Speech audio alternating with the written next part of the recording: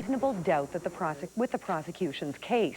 The 52-year-old Witwicky was accused of sending a letter to Hull threatening to kill him and his brother's 2 grandchildren if he didn't turn over $2 million. Outside the courthouse, Witwicky's lawyer blasted police for their role in this case. What the police present in the news release is a slam dunk. Mr. Witwicky arrested at the scene in response to the extortion note, and that's not the case. It's a very significant factor in this case that is totally absent from the news release. So you people should be wary of your sources. Witwicky said that he wishes he could make this incident go away, especially for the whole family, whom he considers his friends. A 43-year-old Edmonton man is dead following an accident late yesterday afternoon on Vancouver Island. Police say the vehicle driven by Jeffrey Thomas Sikora crossed the center line and crashed head-on into a pickup truck. Sikora died instantly. The other driver suffered severe injuries and was airlifted to hospital. His young son was also taken to hospital with minor bumps and bruises. Well, now that the war in Kosovo is over, many Canadians are wondering who will pay for our country's contribution to the NATO air campaign. Prime Minister Chrétien refuses to say if the cash-strapped military will have to come up with the money. He says ultimately taxpayers will be hit with a bill. When we had the ice storm, you know, we had to pay for it. And when we had the floods in Lac Saint-Jean and in Manitoba, we had to pay for it. But you know, sometimes we spend more than predicted. Sometimes we spend less than predicted. And so it's part of the problems of the government. Meanwhile, U.S. President Bill Clinton is on his way back home from the Balkans. After leaving Macedonia earlier today, the President and First Lady stopped briefly at Aviano Air Base in Italy. There he went out of his way to thank the people of Italy for their support during the recent NATO bombings against Yugoslavia. The President said the Italians had a lot more at stake in this action because Italy and Yugoslavia are separated only by the short width of the Adriatic Sea. Clinton is due back in Washington tonight. Well, you've heard of people using their heads to get the job done. We'll show you one man who's trying something quite different. That story's next. And John Lennon fans now have a chance to see the singer-songwriter's works of art. Those details when iTV Live at 5:30 returns. My name is Master Sergeant Randy George. I'm serving here in Macedonia with the Canadian contingent deployed. I'd like to say hi to my wife, Valerie, my 3 kids, Randy, Donald, and Heather. I miss you very much, and I'll see you in September when I come home. Hi, I'm Master Corporal Todd Bates, serving with the NSC here in Macedonia. I'd like to say hi to Karen, back in Edmonton, and all my friends. Have a nice day. iTV Live at 5:30 is brought to you by DeBaji's Fresh Market. Excel, acceleration, breath. Excel. Excel's unique cooling sensation hits you with a burst of explosive house-cooling freshness. Excel, acceleration, breath. So don't just freshen your breath, accelerate it with the explosive cooling sensation of Excel sugar-free gum.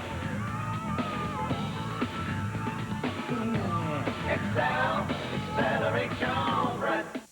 Home Depot has everything that the do-it-yourselfer or the contractor's looking for. No run plywood, birch, 1x6x6, 1x6x8. Doors, windows, molding, gutters, fencing. Select 1x12x8, 1x4x4, K3 boards. What did I miss? Oh, I'm sorry, I forgot the rest of the store. Plumbing, lighting, electrical, kitchen cabinets.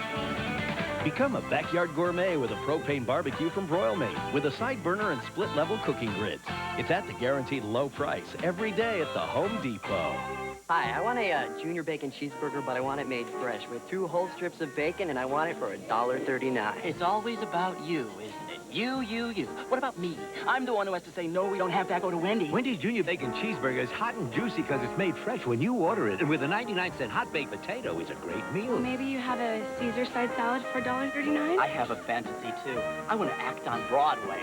Stella! Wendy's Super Value Menu. Anybody can copy the price, but nobody can copy the food.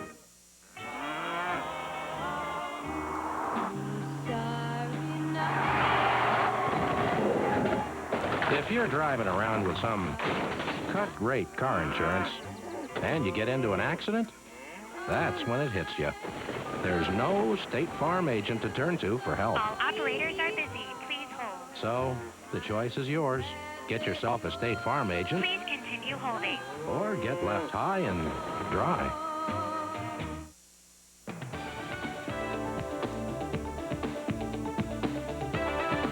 People across Russia took time today to remember the Nazi invasion of 1941, which brought the Soviet Union into World War II. President Boris Yeltsin was among the officials commemorating the 58th anniversary of the invasion in Moscow.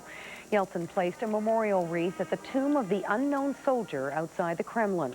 The Soviet Union suffered the greatest losses of any nation during World War II. An estimated 27 million soldiers and civilians died during that conflict. In the meantime, a loud bang in Moscow this morning at a government building. The explosion rocked Russia's Interior Ministry building in the city's downtown core. It was traced to a small box at the security checkpoint. The blast damaged 4 nearby cars, but fortunately no one was hurt. There were concerns, however, that more trouble would follow. Officials evacuated the building and a security sweep followed, but nothing was found. It's not known who planted the bomb or why. Well, one man hopes to gain attention for his homeland by pulling a 275-ton boat using only his teeth. Pulling heavy objects has been a hobby for the 37-year-old man for quite some time. Since 1992, he's pulled a Boeing 747, a fighter plane, and even a Navy ship using only his mighty molars. These amazing acts apparently run in the family. His 7-year-old son stunned spectators by pulling a small car with his teeth. And a permanent display of drawings by music legend John Lennon is now on display at a gallery in Liverpool. These private sketches by this singer-songwriter haven't been seen by the public since the early 1970s, when the artist and his wife, Yoko Ono, were making a name for themselves with their infamous bed-ins for world peace. The collection is described by some as a story in pictures. They depict such events in Lennon's life as the birth of his son, Sean, and his first meeting with Yoko Ono. As we told you earlier, former St. Albert School Board trustee Donald Witwicky is not guilty of extortion. Linda joins us now with the details. Linda? Thanks, Leslie. The 52-year-old was charged with trying to extort $2 million from businessman Harry Hole. You'll hear what Witwicky has to say at 6. 8 Air Force helicopters normally based here in Edmonton are currently flying missions in war-torn Kosovo. Reporter Peter Chura was the only reporter to fly with chopper crews on their peacekeeping mission. We'll give you a bird's-eye view of the flights. And computer technology is developing at a rapid pace. In a special Millennial Mark report, Sandra Blakey will tell us how smart computers are leading the way. We'll have those stories and more at 6. Leslie, back to you. Thanks, Linda. Well, do you crave chocolates and candy? If so, we'll take you to one expo that's sure to soothe your sweet tooth. And they welcomed the first official day of summer with snow in Austria. That story and our full weather details when ITV Live at 5:30 returns.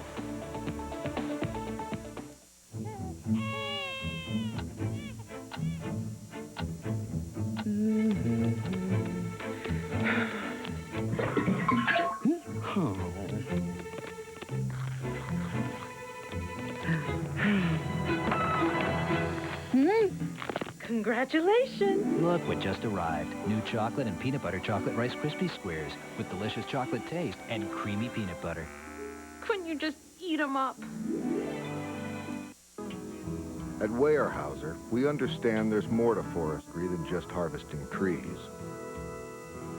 A forest is a community, and many lives depend on it. So we leave branches, logs, and standing trees to protect stream sides and provide nests and shelter after we harvest. And always, we listen carefully to the locals. Weyerhaeuser. The future is growing. Everybody races around every day.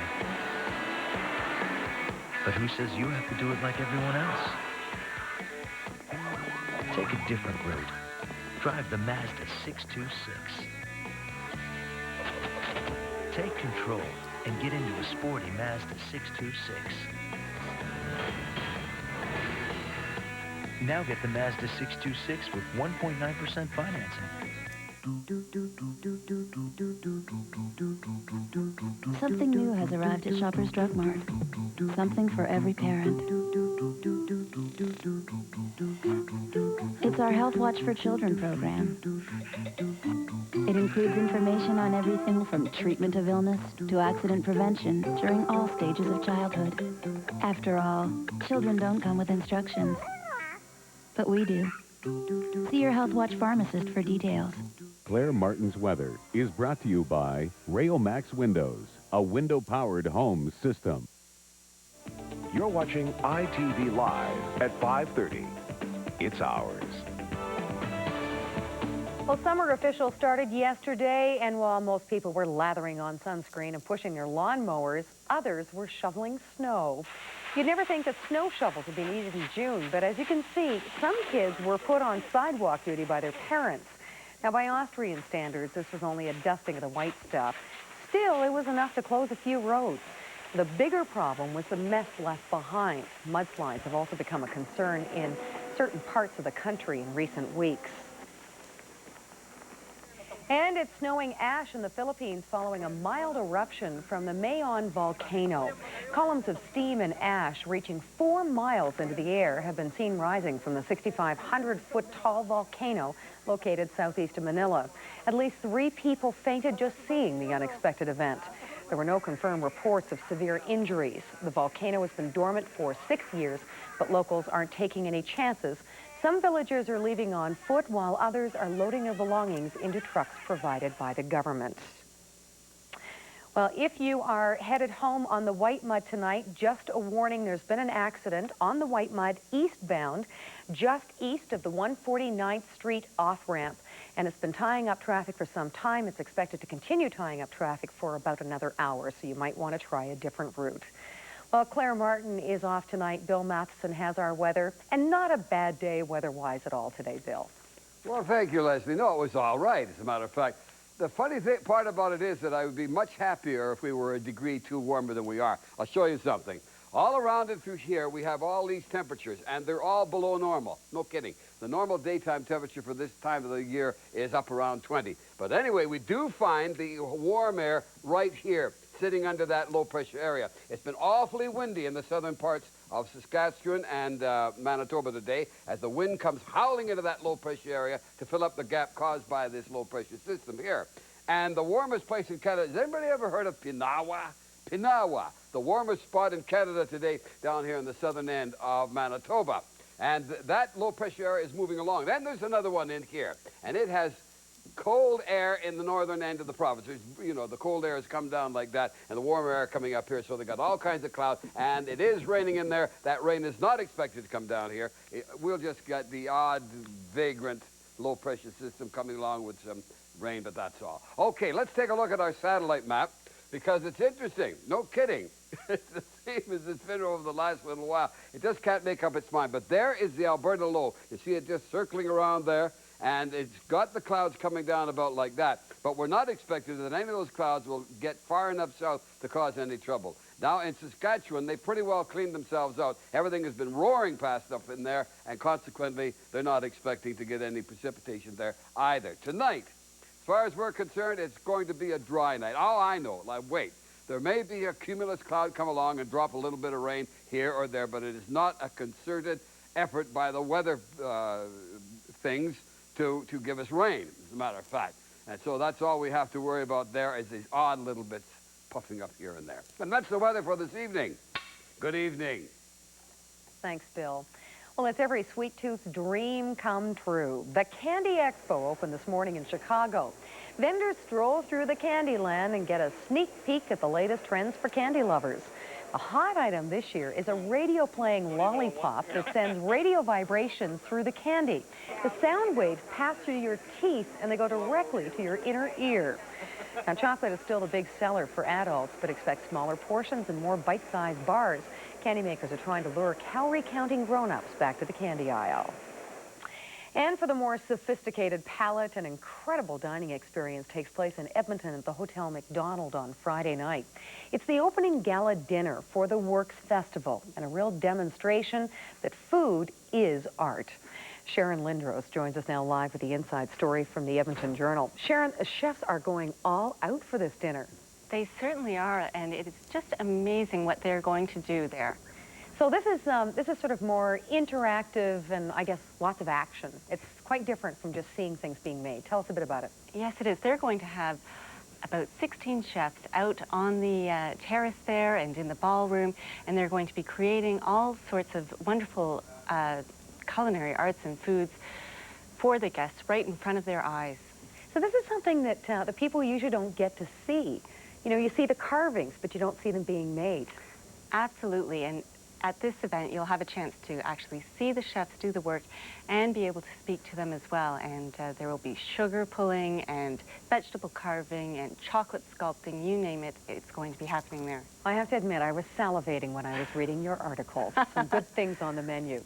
And of course, there are still some tickets available, and you'll have all those details in your article tomorrow. Yes, they'll all be in the food section tomorrow. Thanks very much, Sharon. Thank you. That's Sharon Lindors with the inside story from the Edmonton Journal.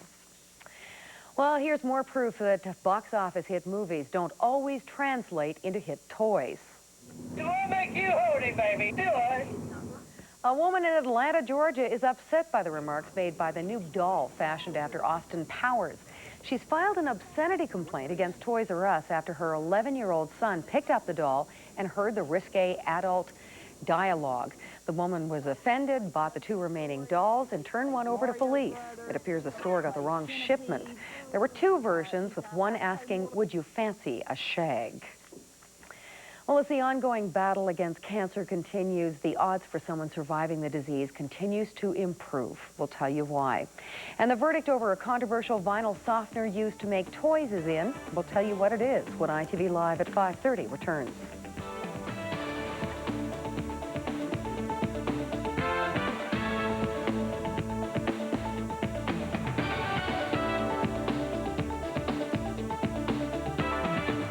Hi, my name is Corporal Max Molina. At present time, I'm in Prelat, Macedonia, staging point for operation to Kosovo. And I'd like to say hi to my wife in Edmonton and also my mother and Grant in Simcoe, Ontario. Thank you. ITV Live at 5:30 is brought to you by 630 Chad.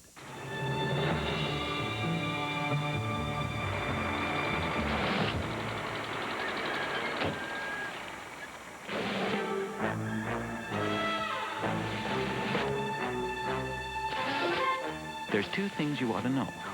1, grains are good for you. And 2, Kellogg's original cereals start straight from the grain. Kellogg's Originals, the straight goods. The Fantasyland Hotel celebrates the season we know as spring with an incredible room sale. You can stay in a superior room for only $99. Upgrade to a theme room for only $20 more. Call now. Rooms are going fast. Stay in a superior room for only $99. Upgrade to a theme room for only $20. $99 for a superior room. And you're in the middle of the biggest shopping and entertainment center in the world, West Edmonton Mall. The $99 superior room sale is on for a limited time only. So don't delay. Call today. What do tourists want when they come to Canada? Well, apparently good weather. A new study says the tourism industry booms every time the temperature goes up a degree. As well, information on a new drug for heart attack victims coming up later on Canada Tonight. Without coverage from Alberta Blue Cross, a visit to the dentist can be more painful than you imagine. Coughing up for prescription drugs can be a hard pill to swallow. And even a ride in an ambulance can be quite alarming. If you're without employer health benefits, get reliable health coverage for you and your family from Alberta Blue Cross. Affordable health plans to suit your needs. Call toll-free 1-888-AB-CROSS and make Alberta Blue Cross part of your healthy future. Window Power is going to change the way you look at windows forever. In the past, even the best windows have been subject to a common cold weather problem, condensation. But now, by combining our Power Glass and exclusive Gold Power Spacer, we've created Window Power, which reduces or completely eliminates condensation. Window Power is going to change the way you look at windows forever. Available from Rayomax Windows.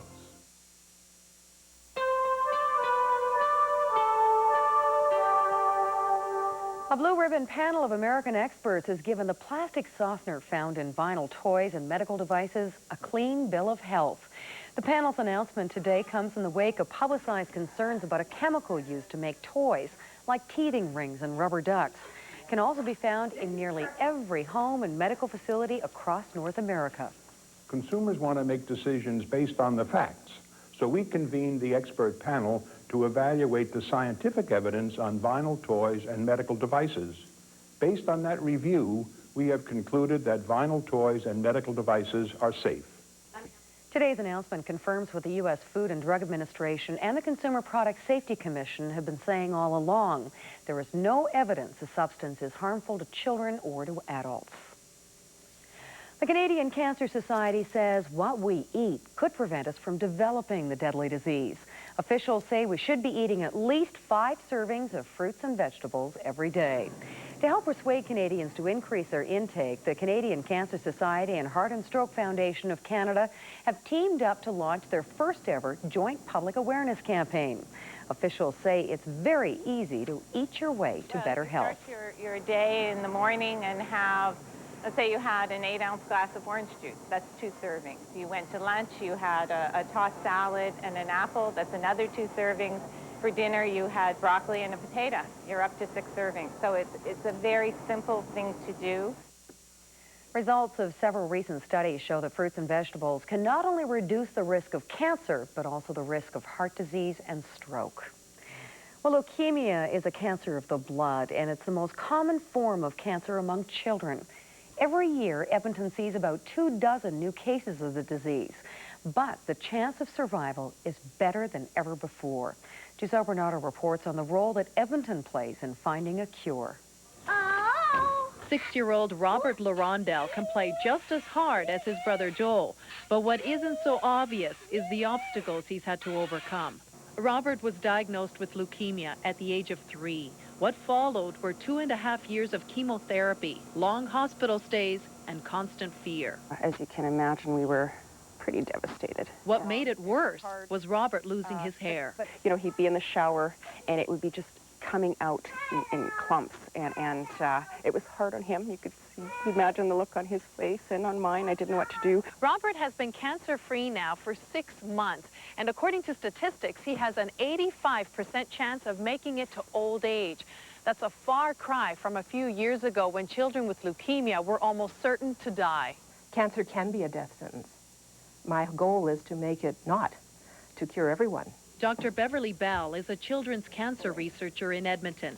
She's in charge of an international study that's trying to improve the survival rate for children with leukemia without increasing the side effects. She's already collected 1,400 names from across North America, Europe, and Australia. They're all children with the same type of leukemia, same risk factors, and they're all receiving the same treatment. The study wraps up in October, and depending on how these kids do, could determine which drug combinations other leukemia patients receive in the future. I've heard it said that people feel now that the cure rates are so high in some diseases, and I think standard risk and good risk leukemia would be among them, that it's not just enough to have survived these diseases. We must be able to, as physicians, account for some quality of life for these patients as well. And I think that's a very important mandate that we've taken very seriously in children's cancer. Robert will need to be monitored closely for the next 5 years before he's considered cured. His family is confident he'll make it. Giselle Bernardo, ITV News. Leukemia can strike anyone at any age. For some patients, a bone marrow transplant is their only hope of survival. If you want more information, call the Canadian Blood Services at 434-8644. That's our show for tonight. ITV News at 6 is next. Tonight's top story, Witwicky walks.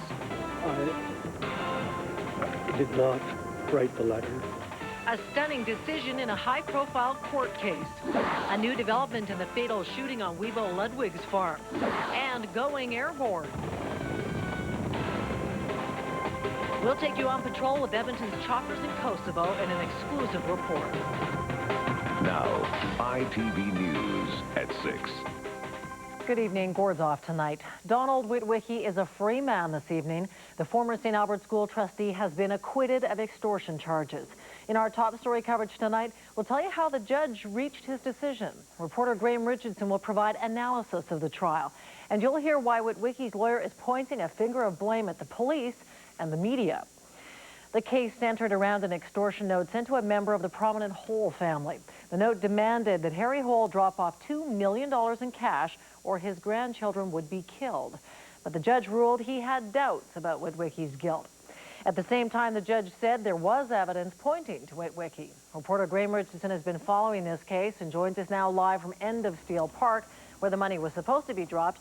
Graham, quite an interesting outcome here and some really strong accusations against the police here. Absolutely, Linda. We'll get to that in just a minute, but an interesting case, an interesting place where it all unfolded here at Steel Park. This is where the police sting operation was based. The idea was that they would drop 2 suitcases, steel suitcases, right underneath this rail car to the right of that wheel. They were filled with paper to feel like $2 million. Donald Witwicky was observed by police who were stationed all around here one evening, one early morning, acting suspicious, they said. He looked at the steel cases, walked away, and that's when police pounced. They pepper sprayed him and later arrested him for extortion. Today, the judge ruled, though, that there was reasonable doubt, and Don Witwicky walked free. For Don Witwicky, it was the end of an ordeal today, acquitted of extortion, walking free from the courthouse. Just minutes after the verdict came down, he sent a message to Harry Hole's family. If there was any way possible that I could wave a magic wand and eliminate the hell that they have gone through as a result of this, I would do that, because they are my friends. Last spring, a letter was sent to Harry Hole, shown here leaving court. The letter demanded that Hole leave $2 million underneath a rail car at End of Steel Park. If he refused, the letter threatened, the tragedy will be that one of the Hole grandchildren will come to an early death. The justice did not excuse Witwicky entirely. In fact, Justice Marshall said it was more likely than not that Witwicky wrote the letter. But I have reasonable doubt about this case. He is not guilty of this charge. Outside the courts, Witwicky's lawyer criticized police for having tunnel vision and the media for accepting that vision. There's no mention of the fact that Mr. Witwicky attended the scene 24 hours after the extortion note demanded the collection of the money. Now, that's a pretty significant fact, but what the police present in the news release is a slam dunk. Mr. Witwicky arrested at the scene in response to the extortion note, and that's not the case. I did not write the letter. I would never hurt a child. I would never hurt a friend. These people, the Holes that I knew, I loved, and would do nothing ever to hurt them. Now, one of the key issues there, Linda, was the fact that all of this happened at End of Steel Park a day later, a day after it was supposed to have, according to the extortion note. That swayed the justice, as well as other things that he said created reasonable doubt. Graham, this whole ordeal must have been very difficult for the Hole family, too. What are they saying tonight about the verdict? I spoke to one of the members of the Hole family today on the phone. They said they didn't really want to talk about it, but they were surprised by the verdict. They're concerned about the effect it may have on their grandchildren, and they'd just like to move on and forget it. But very difficult time for them, for sure. Absolutely. Thanks, Graham. You're welcome. That's Graham Richardson reporting live from End of Steel Park tonight. Now, police wasted no time today striking back against the accusations made by Witwicky's lawyers. This afternoon, police were making no apologies for their investigation. No questions are being asked of the investigative or operational activities of anyone involved with this investigation. Mr. Cunningham has mentioned something about the police having tunnel vision, and I'd like to remind you, at the end of a tunnel, there's usually a light. And with respect to this investigation, that light led us directly to Mr. Witwicky. As far as we're concerned, this investigation is concluded. We're satisfied that we identified and apprehended and charged the person that was responsible for the extortion of Mr. Hole. In other news, police have seized a rifle from Webo Ludwig's farm in northwestern Alberta, the scene of a fatal shooting over the weekend. The gun is a Winchester .30-30, and it was taken from Ludwig months ago by RCMP, but later returned to the farmer by a court order. Police have not said if the gun is the one used Sunday when 16-year-old Carmen Willis was shot to death and another teen wounded. Meanwhile, the province is calling for cooler heads to prevail as the RCMP investigates this fatal shooting. I think we have to call on the leadership of the community to prevail with calm heads to realize that justice will be done in this province, that we don't take the law into our own hands. The rule of law applies. There'll be a thorough investigation done. The police have the resources to do that investigation. And if they find the information they need to lay charges, they'll lay the appropriate charges. And the family of the victim of the 16-year-old shooting victim says they are shocked at the death of their daughter and are asking for privacy tonight. There's been yet another delay in the hearing for an Edmonton Police Service detective charged with discreditable conduct. Detective Ken Montgomery has been suspended with pay while he waits for the hearing that was scheduled to start today. It was delayed when the lawyer for the presiding police officer was not able to attend.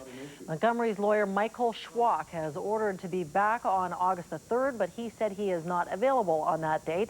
Detective Montgomery made news earlier this year with allegations that high-level police officers have had improper conduct with members of the Hells Angels. An Edmonton man has been killed in a highway crash on Vancouver Island. It happened Monday afternoon near the community of Courtenay, north of Victoria. RCMP say a sport utility truck collided head-on with a pickup. 43-year-old Jeffrey Sikora of Edmonton died at the scene. The driver of the pickup, a Campbell River man, was airlifted to hospital in Victoria. The man's 21-month-old son was in a child restraint seat in the pickup. He was treated for bruises and released from hospital. 8 Air Force helicopters normally based in Edmonton are flying missions in support of NATO troops in Kosovo. iTV is the only Edmonton station to send a crew to cover the chopper crews on their peacekeeping mission. Peter Chura spent much of last week with the pilots and crews of 408 Squadron at their bases in Macedonia, and he joins us live tonight from the iTV Satellite Center. And Peter, I guess it was not easy getting the choppers to where they were needed. Certainly, and like most Canadian units, the 408 Squadron helicopters arrived in the Balkans just as their NATO allies were making that big push into Kosovo. That left the Edmonton helicopter crews kind of scrambling to catch up, moving from base to base in Macedonia closer to the border, often without all their equipment yet unloaded from ships in Greece. Nonetheless, after just a couple of days, the crews are flying important missions in Kosovo.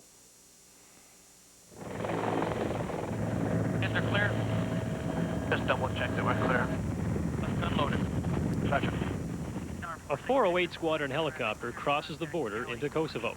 The Edmonton-based crew quickly finds itself part of NATO's pursuit of retreating Yugoslav forces. There was 2 soldiers. There they are under the awning. They went to hide under the awning. Wheeling over a ruined village, the 3-man crew spots Serbian soldiers and vehicles NATO troops can't see from the ground. And it's camouflaged. It's an APC. Camouflaged. Present position, store point. It looks like an APC.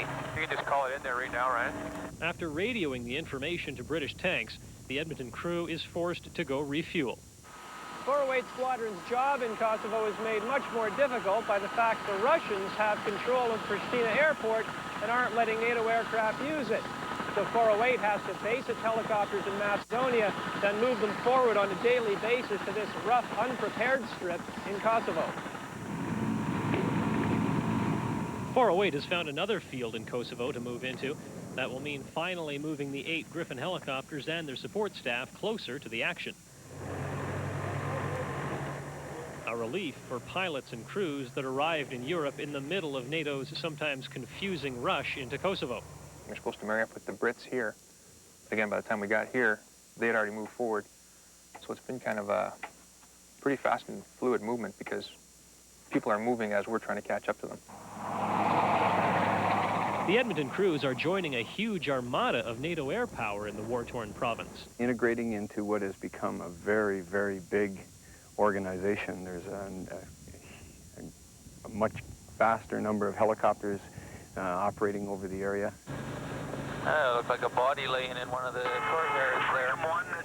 Some of 408's attention will shift to pinpointing atrocities now that most Serb forces are gone from Kosovo. Equipped to fly day or night, the Edmonton crews can also work around the clock during their 6-month tour of duty. Now, while they're flying the crews, those helicopters are wearing bulletproof vests, and the helicopters have been modified with Kevlar armor around the pilot's seats and along the floor of the cabin area where the flight engineer sits. Yeah, and Peter, I guess even from the air, the crews face some danger over Kosovo. That's right. In fact, the week that we were there, one day we flew on a British helicopter into Kosovo. The very next day, a British helicopter from that same squadron, which is operating from the same field as the Canadian helicopters, was hit by small arms fire and had to set down to repair one of its, actually replace one of its rotor blades, which had bullet holes in it. So indeed, there are still hazards for helicopter crews in the air and also on the ground when they set down. They never know if they're going to be landmines where they land. Yeah, peacekeeping is a dangerous business. Indeed. Thanks, Peter. Thank you. That's Peter Chur reporting live from ITV Satellite Center. Tomorrow on ITV News at 6, Peter will show us the challenges Edmonton soldiers face